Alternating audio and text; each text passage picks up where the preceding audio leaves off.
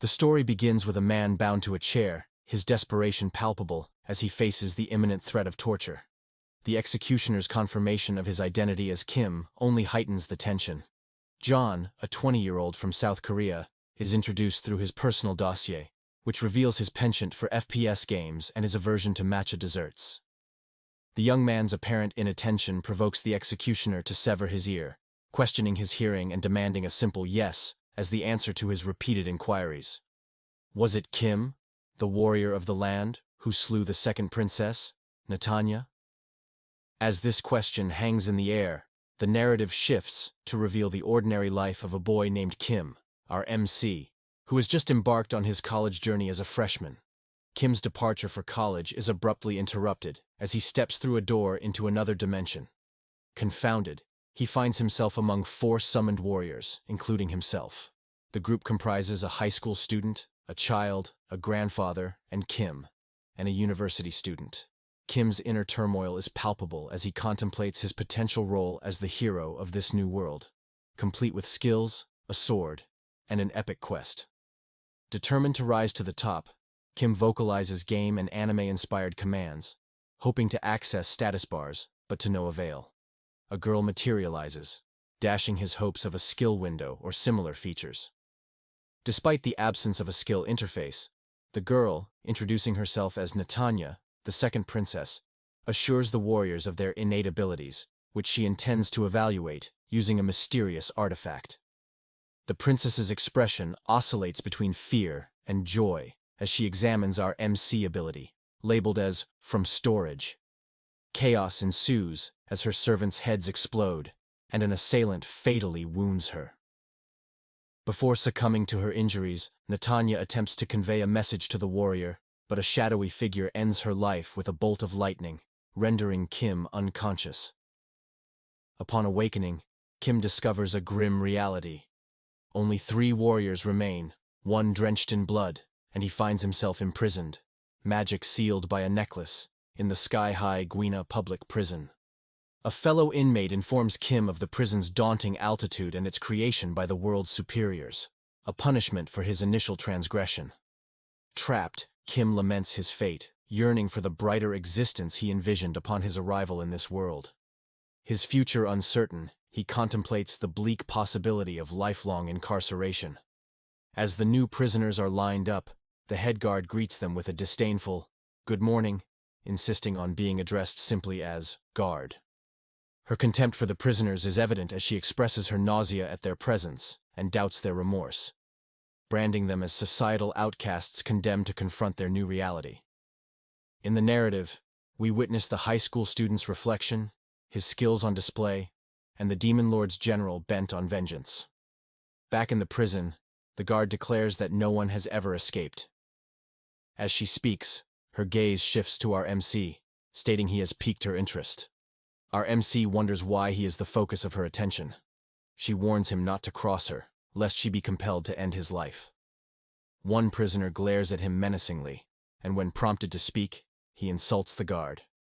In response, she executes him without hesitation.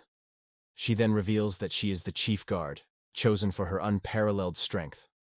She advises the prisoners to live peacefully and avoid provoking her, as they surely do not wish to meet a similar fate. The scene returns to the torture chamber, where the executioner insists our MC to admit his crime, now that his hearing has presumably improved. An affirmative response is expected. The executioner repeats the inquiry. Did he murder the second princess, Natanya?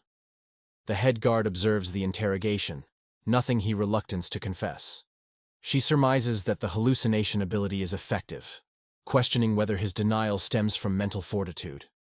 Our MC vehemently proclaims his innocence, breaking the spell of the magic.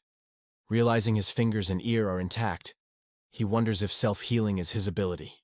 However, the guard clarifies they were employing a hallucination technique on him. Her astonishment at his liberation is evident. She suspects his ability is far from ordinary, the ability of storage. The executioner speculates that a loose collar may be the cause. Our MC contemplates the guard's capacity for hallucinatory torture. He laments the absence of human rights in this world, where he was subjected to torment from day one. The guard recounts a tale of a village where, following the arrival of an Earth warrior, 257 out of 300 inhabitants perished. The warrior's God Mode ability allowed him to wield game console commands with devastating effect. He justified his actions as part of the warrior's land problem, treating the world as a game, leading to chaos, killings under the guise of training, and thefts masquerading as social integration. The warrior confronts him about the princess's death, questioning his lack of remorse. The young man maintains his innocence, questioning the logic behind such an accusation. The guard delivers a kick and prepares to impart a crucial lesson. In Guina, acknowledging one's error is paramount, regardless of innocence. Their role is to correct and educate, not to judge the veracity of accusations. Welcoming him to this world, she strikes him, and he is cast into his cell, reflecting on the harsh realities of this world, so unlike Earth, where he is isolated without friends or family. Suddenly, a light emerges, and the princess appears. Tears streaming, our MC is bewildered by the presence of Princess Natanya. She offers him liberation from his confines, extending her hand, grapples with the reality of the situation. Is this merely an illusion? Yet it feels authentic. He questions her existence, having witnessed her demise. His curiosity about her survival is overshadowed by the relief that her being alive could absolve him of the false charges. However, she laments that proving his innocence is now impossible, leaving Prota confounded. She elucidates that she is indeed deceased, and what stands before him is merely her etheric form, visible only to those from Earth. Lacking the mana to wield her powers, she urges him to recall the true perpetrator, though his memory seems selectively erased. The princess recounts the assailant's breach of the nation's security, her murder, and the subsequent framing of Prota. Helpless, Prota contemplates his limited options for escape and vindication, having been involuntarily thrust into this world and subjected to torture. Demanding clarity, Prota presses the princess for a direct answer on the possibility of escape from the towering prison. She confirms that escape is feasible, even from such a height. The narrative shifts to another harrowing torture session, where Prota, under duress, confesses to crimes he did not commit. An executioner acknowledges his admission, and Amber, a member of the patrol team, arrives, mocking the disparity between Prota's demeanor and the rumors surrounding him. Amber releases his restraints, greeting him with a mix of formality and disdain. The executioner instructs her to remove Prota, who remains perplexed by the unfolding events. Amber explains that in Guina, confession is paramount, and had Prota complied sooner, the torture would have ceased. She warns that acknowledgement of guilt is irreversible, likening it to refuse that cannot be retrieved once discarded. Amber suggests shifting the conversation away from such grim topics. Reintroducing herself, she speaks of the patrol team, elite guards renowned for their combat prowess. She reveals that she will oversee Prota's forthcoming session and threatens to end his life should he resist. They arrive at a location reminiscent of a beehive, which Amber reveals is the site of execution in Guina. Here, prisoners are drained of mana and stripped of their abilities. She emphasizes the value of prisoners' unique abilities, hinting at the significance of Prota's own exceptional power. It might be inferred that her words are driven by kindness. The scene shifts back to the boy conversing with the princess. She inquires about his next move, yet he remains fixated on finding another way out. She grimly reminds him that the death penalty looms inevitable, and given his foreign status, the prospect of legal defense is non-existent. His friend echoes the sentiment of despair, questioning the feasibility of escape. In an attempt to inspire him, the princess reveals a startling truth. Time on Earth has marched on in tandem with this world. A month's absence there mirrors a month's passage here. She probes whether his loved ones on Earth are seeking him. Overwhelmed by frustration, he confronts her for summoning him to this predicament, then idly standing by. The princess cryptically suggests that the solutions he seeks are within reach. He faces a stark choice: succumb to a dismal fate in prison or seize the chance to flee and reclaim his life on Earth. Though distrustful, he resolves to escape, a decision the princess commends as wise. Meanwhile, Amber from the patrol team is being trained by a man who praises her for her ability to predict attacks. He also tells her that her body is still not as fast as her eyes, and that her weakness is only being able to focus on a single enemy during combat. He says that it is important to know his strengths and weaknesses, because that way even this mere teddy bear, like the one at his side, could come back like a sword in a real battle.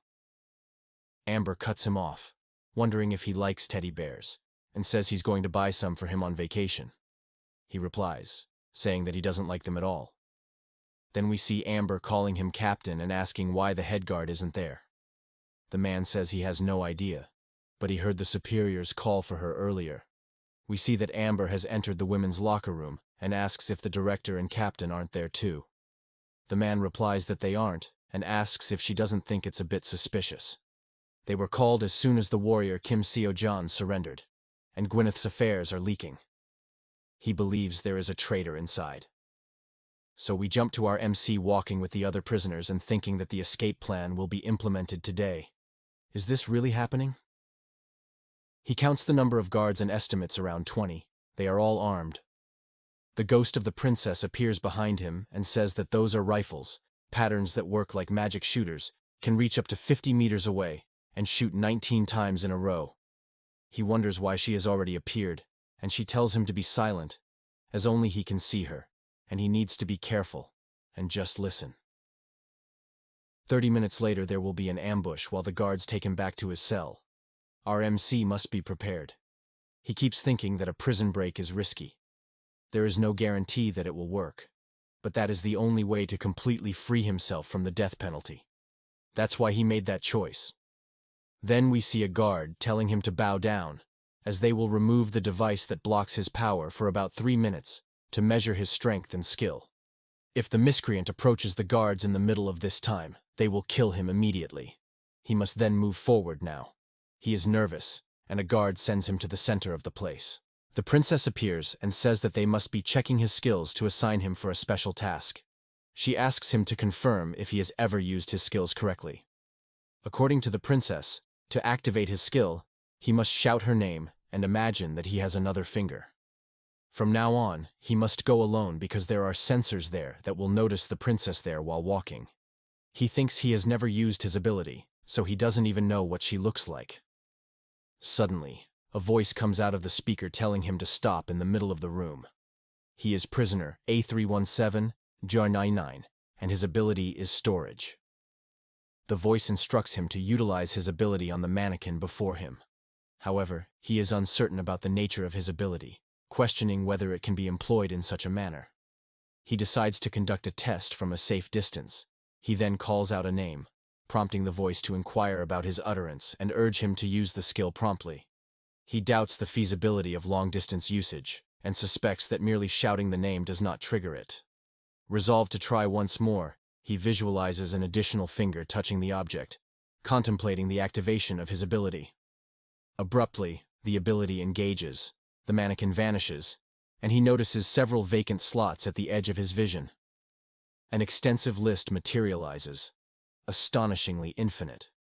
He ponders whether this signifies limitless storage. The voice comments, expecting a significant discovery, as it has never encountered such a phenomenon. It becomes apparent that the ability involves spatial manipulation. He is convinced it resembles a standard inventory system found in games. In anime, it is common for him that his skills is to be extraordinary. Yet, he is troubled. When Princess Natanya observed his skill, her smile was puzzling. He feels embarrassed before her, as the skill seemingly lacks impressiveness, but he remains undeterred.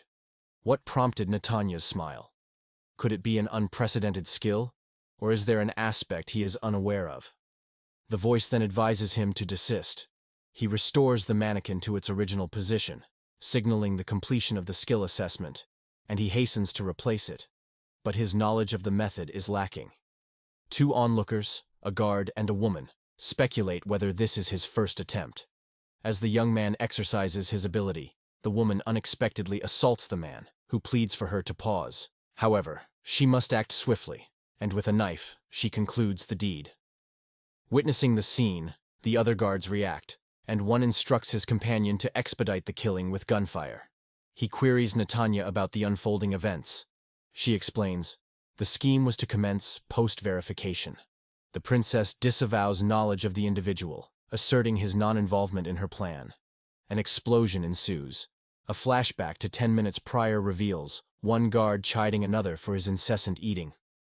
The latter admits to a minor injury sustained while playing, and the former questions whether he also has a cold, given his coughing during the cold season. Suddenly, his cough escalates, expelling blood. The other man, who was not dying, went to call for help, but suddenly, he too began to exhibit symptoms. Both men fell dead. An all-white villain in black pants walked past them, expressing nausea from being inside these men's stomachs, and inquired about his partner's condition.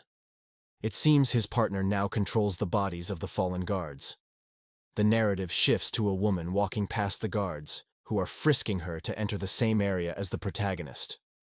As she approaches them, she gestures and requests to use the bathroom. However, one guard finds her behavior suspicious and insists on searching her before she can proceed. Her nervous refusal only heightens their suspicion. Left with no choice, she greets them, reveals their cover is blown, and commands her allies to attack. The surrounding guards are taken by surprise. One surviving guard chases after her, while she frantically realizes she must reach the equipment to remove her collar. As more armed guards appear amidst gunfire, she narrowly manages to remove her collar. Now, utilizing her skills, she ensures the bullets miss her. A guard observes a shiny anomaly around her. The space itself seems to warp. He orders a retreat, anticipating she might reflect the gunfire. Yet, the woman acts quicker, repelling everyone in an instant. All the guards are eliminated. With her partner, she declares their objective is to reach Kim Seo-jeon. Exhausted, she questions why her friend didn't assist her. He responds that someone had to keep watch. Our MC, witnessing all this, wonders about their identity, as they are not part of Natanya's plan. Despite this, it's clear to him that there are now two factions attempting to free him from prison. The princess is wary, sensing the situation may not be favorable. However, the half-cat woman urges to him not to fear and to accompany them, promising a bloody escape. She assures him she won't bite. Natanya encourages him to proceed. Meanwhile, the man in white admonishes the catwoman, named Ipeko, to cease her flirtations, as time is of the essence. They need to get out of there in 3 minutes. She then tells to him that she hopes he can follow her and introduces herself. He looks uncomfortable, so she asks if he is like this just because of some dead bodies, and he says, just dead bodies. Going through this situation, he wonders if he should go back or follow her as he is scared because of the bodies. The woman then stretches out her hand and asks him to hold it, and close his eyes as if it would be better for him. But with a stern face, he says that he doesn't need it. The man in white complains about their nonsense. In the meantime, discreetly guarding them, a patrolman arrives there, and the man notices. She wonders how he noticed if she didn't even touch his shadow.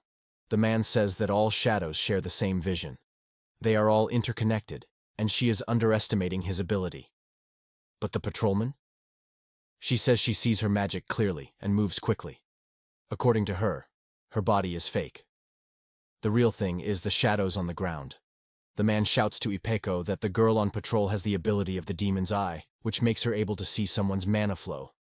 Suddenly, the guard cuts him in half. She is going all in now and says that apparently there is only one more intruder to get rid of. The woman from the patrol gazes at him and the attractive girl, expressing her confusion.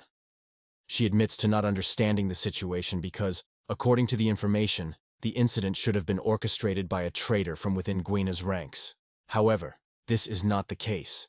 The question then arises, who could it be? The guard also comes to realize that there are multiple factions attempting to remove him from the scene. Meanwhile, the princess contemplates the possibility that if they are not from Earth, they might be unable to see her. She wonders if they are employing skills to detect her presence. For the time being, the guard decides to sideline Kim and pursue the girl.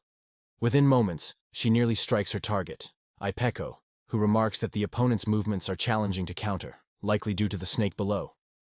Suddenly, her sword glows red, and she unleashes a flurry of attacks, none of which land. The attacks are close but not precise enough, leading her to speculate whether this is the result of a defensive skill or spatial manipulation.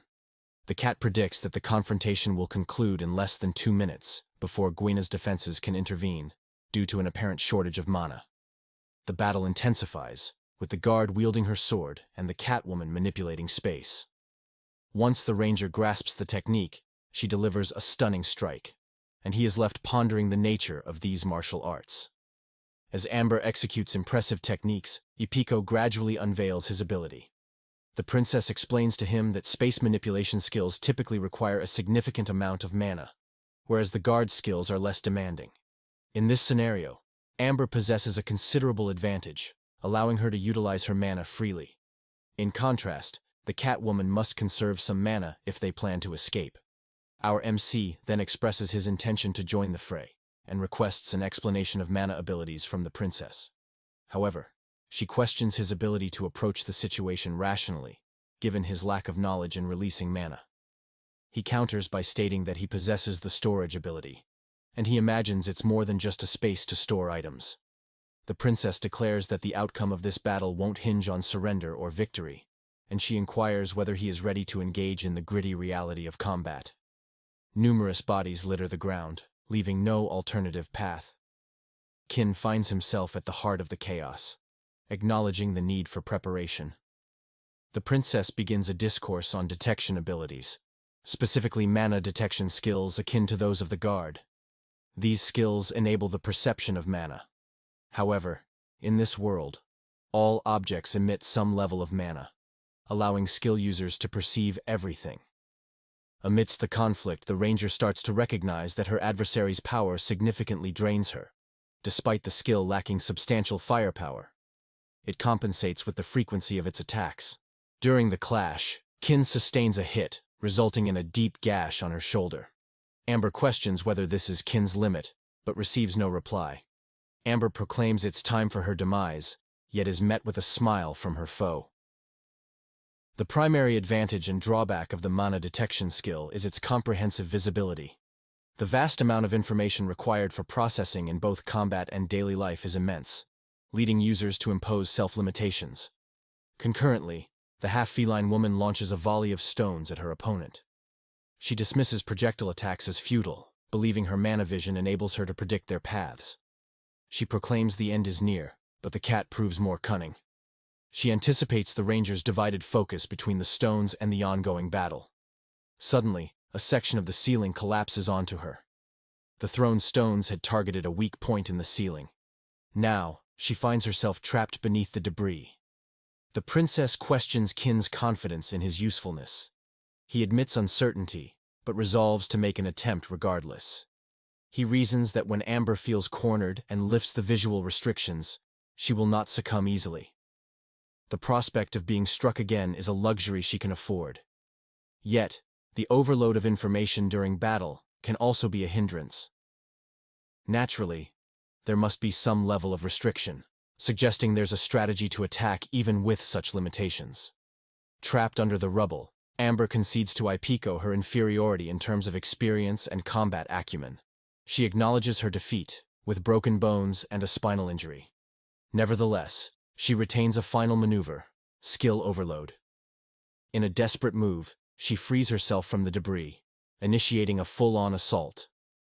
The demonized Overlord purportedly utilizes the brain's full mana capacity to vastly extend the field of vision. This heightened state is fleeting, lasting merely 15 seconds. Yet, it affords her the ability to anticipate Ipiko's future movements. Amidst the tumultuous battle, Amber begins to overwhelm the cat with a barrage of strikes. At this juncture, she has only 10 seconds remaining. Afterward, she will be combat-ready, albeit temporarily blinded due to the skill's overload. Ipiko contemplates whether she should also push her skill to its limits. However, she decides against it, realizing that such an action would leave him with no future prospects. As Amber prepares to launch another assault, she pivots swiftly, radiating power in an attempt to strike and evade simultaneously. Despite her injuries, Amber manages to catch up to her once again. He must step in, or it could spell the end for her. Amber boasts that evading Ipiko's attack was a simple feat, claiming victory. Yet, in the midst of her decisive strike, our MC intervenes, deploying the doll from earlier. His skill, manifesting amidst the ranger's form, is remarkable. The act of retrieving items from the inventory supersedes the existing physical space. At last, he has mastered its use. The princess, realizing his prior intent, notes that he had moved stealthily to avoid detection. A significant flaw of the man's vision ability lies in its need to fixate on a target. The serpent woman relegated him into the background, concentrating instead on the infant. The hero remained unseen by her. The princess acknowledges his rapid adaptation to the circumstances, exceeding expectations. Amber comes to the realization that her inexperience is a barrier she cannot surmount. In that moment, she collapses, lifeless. He observes her fallen body with a solemn blue gaze. He accepts responsibility for her demise. It was a deliberate choice. He acknowledges that his decision to escape has irrevocably tainted his journey. Determined to return to Earth, he resolves to do whatever it takes. Ipiko notes the absence of guards, suggesting they exit through the door she used. Upon questioning him about his readiness, he nonchalantly replies that he was merely retrieving his firearm, prompting them to proceed. She reveals that prior to entering the testing chamber, she had liberated some prisoners, who are likely causing disturbances. Their plan is to escape via an alternate route. As they traverse the corridors, he inquires about their identities and the reasons they risk their lives for his sake. She divulges little, only hinting that he is the key to unlocking something of great significance. He is, in essence, a literal key. The princess gazes at him intently, yet he dismisses any concern. With the hallways likely in disarray, they must seek an alternative exit. She gestures upward, indicating their next move is to ascend. She instructs him to brace himself as she employs her spatial ability to elevate them. He contributes by removing a cover to facilitate their passage. She commends his growing proficiency with his ability. He remarks on his increasing familiarity with its use. Having ascended, she cautions him against complacency. Despite their higher position, armed guards may be present. Given the time elapsed, he must continue to flee. Glancing back, he notices Natanya vanishing into the distance. Ipeko urges him to focus, emphasizing the urgency of their situation. They are nearing a riotous zone, and separation could prove disastrous, especially with guards employing a segregating ability. The scene shifts to a confrontation between guards and prisoners. A white-haired man stands out, declaring a grim fate for all prisoners. He accuses some of them of instigating the chaos, hinting at dire consequences should it persist. In a sudden transformation, he unleashes his power, swiftly eliminating them. He then communicates with his associate, confirming the completion of the spatial separation operation.